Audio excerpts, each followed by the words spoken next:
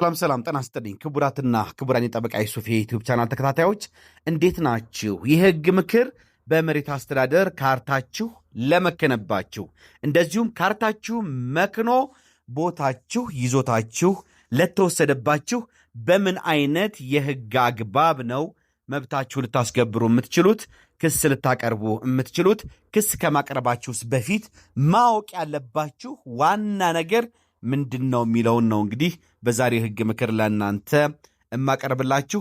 አብራችሁኝ እንድትቆዩና ይሄንን የህግ ምክር እንድትሰሙት እጋብዛችኋለሁ። እንግዲህ ካርታ የመከነበት ሰው ካርታው እጁ ላይ እያለ አገልግሎት ላይ እያለ የካርታህ መክኗል ተብሎ የተነገረው ሰው ምን ማድረግ አለበት የሚለው ነው። ብዙ ሰዎች እንግዲህ ካርታችሁ መክኗል ሲባሉ ቀጥታ ወደ ፍርድ ቤት ሄደው ክስ ያቀርባሉ። ወደ ፍርድ ቤት ሄደው ክስ ሲያቀርቡ ይህ የካርታ ማምከን ጉዳይ አስተዳደራዊ ስለሆነ ተግባሩ እዛው አስተዳደራዊ መፍትሄውን አሟጣችሁ ነው ወደ ፍርድ ቤት የምትመጡት ይባላሉ። ካርታ የሚመክንባቸው ሰው እጃችሁ ላይ ይዞታውን ይዛችሁት እያለ ካርታ ብቻ ከሆነ የመከነባችሁ ካርታው መምከኑ አግባብ አይደለም፣ መሬት አስተዳደር ካርታዬን ሊያመክን አይገባም ብላችሁ ክስ ቀጥታ ለፍርድ ቤት ማቅረብ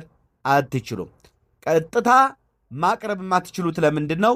በመጀመሪያ በአስተዳደር ስነ ስርዓት አዋጅ ቁጥር 1183 ህዝባር 2012 መሰረት አስተዳደራዊ መፍትሄ አሟጣችሁ መጨረስ አለባችሁ።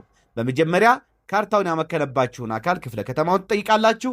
ከዛ የአዲስ አበባ ከተማ አስተዳደር መሬት ልማት ቢሮን ትጠይቁና እነዚህ ምላሾች በጽሁፍ ትይዛላችሁ።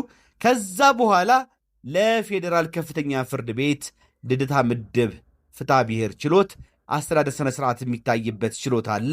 የክለሳ አቤቱታ ነው። ይሄ አስተዳደር መስሪያ ቤቶች ወይም አስፈጻሚ አካላት የሰጡት የካርታ ማምከን ውሳኔ ይከለስልኝ፣ አላግባብ ነው፣ ከህግ ውጭ ነው ብላችሁ የክለሳ አቤቱታ ታቀርባላችሁ።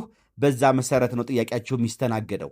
አስተዳደራዊ መፍትሄ አሟጣችሁ ሳትመጡ ጨርሳችሁ ሳትመጡ ቀጥታ ለፍርድ ቤቱ የክለሳ አቤቱታ ብታቀርቡ ፍርድ ቤቶችም አይቀበሏችሁም። የፌዴራል ከፍተኛ ፍርድ ቤትም ዳኞች አስተዳደራዊ መፍትሄ አሟጠው ያልመጡ ባለ ጉዳዮችን ወደኋላ ነው እንደገና አሟጠው እንዲመጡ የሚመልሷቸውና ይሄን ሳይገነዘቡ ክስ የሚያቀርቡ ሰዎች ድካምና ወጪ ነው የሚተርፋቸው። ስለዚህ ይሄን ማወቅ አለባችሁ።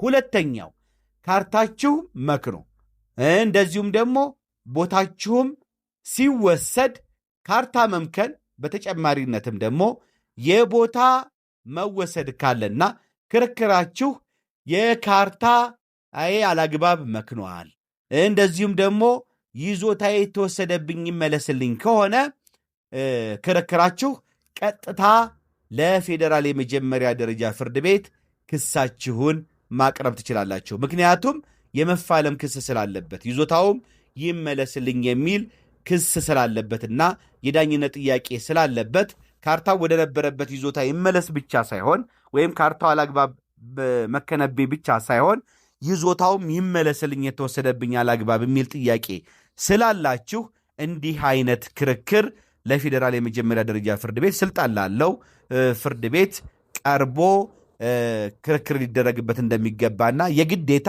አስተዳደራዊ መፍትሄ አላሟጠጣችሁም ተብላችሁ እንደማትገደዱ የፌዴራል ጠቅላይ ፍርድ ቤት ሰበር ሰሚ ችሎትን በመዝገብ ቁጥር 2444 30 ሐምሌ 26 ቀን 2016 አስገዳጅ የህግ ትርጉም ሰጥቷል። ነገር ግን ቅድም እንዳልኳችሁ የካርታ ወደ ነበረበት ይመለስልኝ ወይም ደግሞ ካርታ ይምከንልኝ የሚሉ ጥያቄዎች ከሆኑ ግን አስተዳደራዊ መፍትሄ አሟጣችሁ መምጣት አለባችሁ።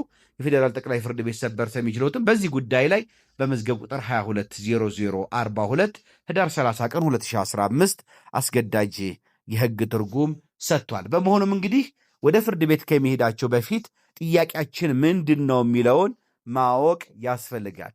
ይዞታው እጃችሁ ላይ ያለ ካርታው ብቻ ከመከነባችሁ በመጀመሪያ አስተዳደራዊ መፍትሄ ከክፍለ ከተማ ጀምሮ እስከ መሬት ልማት ቢሮ ድረስ ሄዳችሁ ቀጥታ ወደ ከዛ ምላሽ ካላገኛችሁና የሚሰጣችሁን ምላሽ አጥጋቢ ካልሆነ ወደ ከፍተኛ ፍርድ ቤት የክለሳ ቤቱታ ማቅረብ ትችላላችሁ።